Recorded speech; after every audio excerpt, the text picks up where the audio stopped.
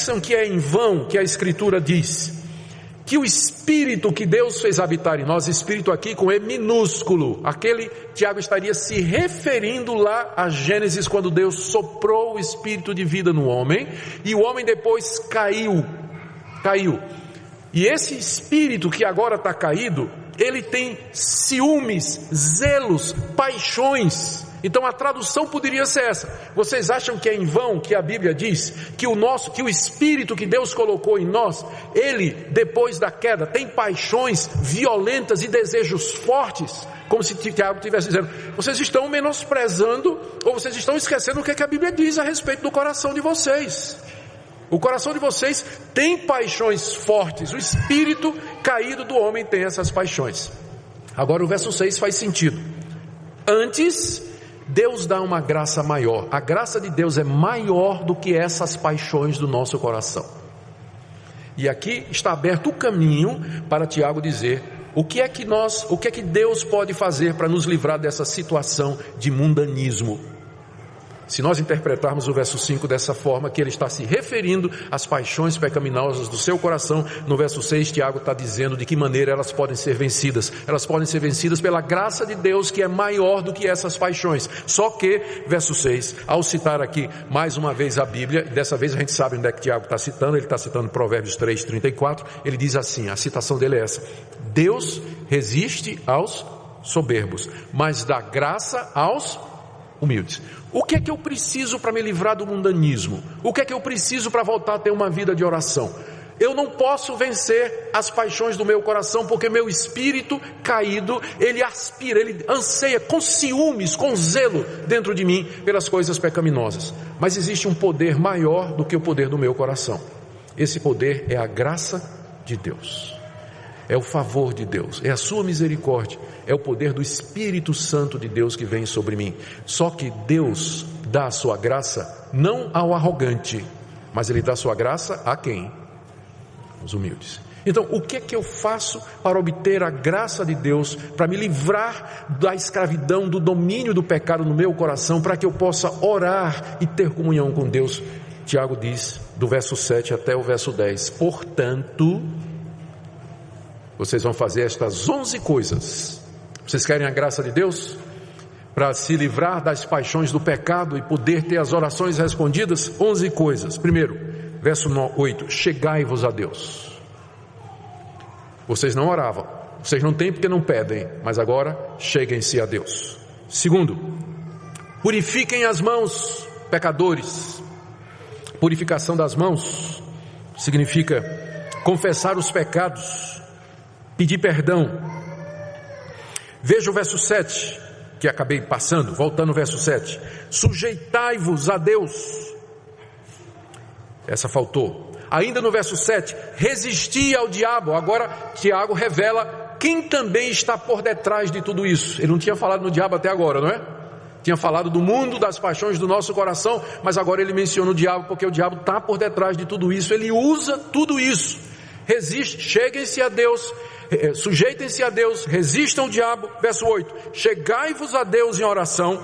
Verso 8 ainda, purifiquem as mãos e limpem o coração. É a linguagem que Tiago diz para a gente confessar os pecados a Deus, buscar purificação pelo sangue de Jesus. No verso 9, afligi-vos, lamentai e chorai, tomar uma atitude de quebrantamento. Ainda no verso 9, converta-se o vosso riso em pranto e a vossa alegria em tristeza, como num dia como esse de hoje, em que o jejum nos ajuda a fazer isso, a quebrar o nosso coração, nos afligir diante de Deus, examinar o nosso coração e perguntar a Deus, por que o Senhor não está ouvindo as nossas orações? Por que eu não gosto de orar, é difícil orar, ou porque eu oro mal? De onde vem, por que tudo isso? Então esse é o momento de nós tirarmos a alegria do nosso rosto, de converter a risada em choro e nos afligir e lamentar diante de Deus, como ele diz aqui. E resume tudo no verso 10, humilhai-vos na presença do Senhor. Estão acompanhando o raciocínio de Tiago? Vocês não oram, e quando vocês oram mal, por isso Deus não atende. Mas por que Deus não atende? Porque vocês estão amando o inimigo de Deus, que é o mundo. E vocês estão pensando que isso é brincadeira? Não é não. O coração de vocês tem paixões fortes, ele zela, ele cobiça fortemente. Mas Deus dá uma graça que é maior do que as paixões do nosso coração e que pode restaurar essa comunhão com Ele. Só que essa graça Deus dá aos humildes. Ele resiste ao soberbo, ao arrogante. Ele resiste a isso, mas a quem se humilha diante dele, Ele concede essa graça. Então, para que vocês sejam abençoados com a graça de Deus, o derramar do seu Espírito sobre nós, vocês têm que se sujeitar a Deus, vocês têm que resistir ao diabo, chegar-se a Deus, purificar as mãos, limpar o coração, se afligir, lamentar e chorar pelos seus pecados, tirar o riso do coração de vocês e da cara de vocês, converta-se toda a vossa alegria em tristeza. Verso 10, se humilhem na presença do Senhor. É o que tudo isso representa, se humilhar na presença de Deus. E Ele agora vem. São 11 mandamentos, mas tem 3 promessas. Olha o que Deus promete a quem faz isso. A primeira promessa está no verso 7. Sujeitai-vos, portanto, a Deus, mas resisti ao diabo e... isso mesmo, verso 7. Resisti ao diabo e ele fugirá de vós. A gente fala muito de batalha espiritual. E tem muitas igrejas que têm, e muitos movimentos que são voltados para a batalha espiritual. E nessa batalha espiritual você vai aprender uma tecnologia espiritual para combater o diabo. Então, tipo assim, né? Descobrir o nome do demônio, mapeamento espiritual, onde é que está o trono de Satanás, amarrar o diabo, mandar o diabo embora, né? Decretar ou repreender Satanás, vai aprender tudo isso. Eu quero resumir tudo isso numa única coisa. Você quer botar o diabo para correr? Você só precisa fazer uma coisa. O que é que Tiago diz que bota o diabo para correr? Resista ao diabo. Só. Resista aquelas tentações que vêm no coração, às quais Tiago se refere aqui no começo do capítulo, e que são usadas pelo diabo para destruir você. Resista ao diabo e ele vai embora. Não precisa amarrar, até porque se amarrar ele não pode correr. Então não precisa amarrar, decretar, determinar, repreender, fazer mapeamento, não precisa. É só dizer não, como Jesus disse no deserto, quando ele foi tentado por Satanás. Dizer não, não e não, e ele vai embora. Então a primeira promessa, você vai dessa forma mandar Satanás embora. Mandar Satanás embora. Segunda promessa, no verso 8. Chegai-vos a Deus e Ele se chegará a vós. Agora sim. Antes, verso 4, ele era inimigo. E o inimigo não responde o pedido do outro. Nessa hora, Deus não vai responder. Você está no estado de inimizade contra Ele. Mas agora você se arrependeu. Você se sujeitou a Deus. Você se chegou a Deus em oração. E Deus se chega a você. Ou seja, Ele chega perto, como quem diz. Pode falar que eu estou ouvindo.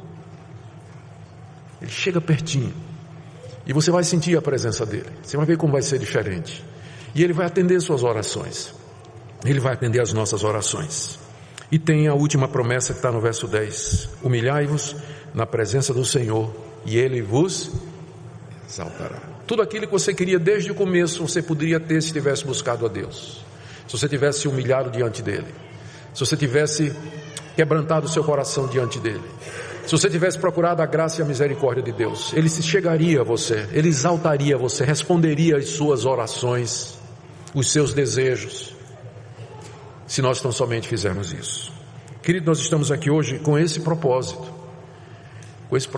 de nos humilhar diante de Deus, de clamarmos a Ele, colocar nossa vida em ordem diante dEle. Tire o dia de hoje para fazer isso que Tiago está recomendando aqui, para limpar as mãos, limpar o coração, limpar a sua consciência, colocar a vida em ordem diante de Deus, se quebrar diante dele e dizer: Deus, o que é que está errado na minha vida? O que é que eu preciso mudar?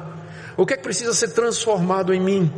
Qualquer coisa que o Senhor disser, eu estou disposto a fazer. Tenho que romper um relacionamento, eu vou fazer.